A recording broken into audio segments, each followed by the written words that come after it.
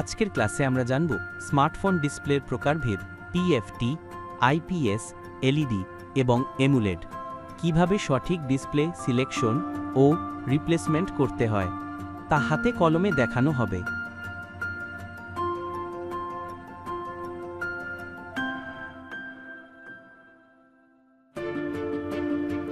1304তম ব্যাচের smartphone maintenance class চলছে। শিক্ষার্থীরা হাতে কলমে শিখছে কিভাবে ডিসপ্লে, ব্যাটারি ও ব্যাকশেল সঠিকভাবে পরিবর্তন করতে হয়।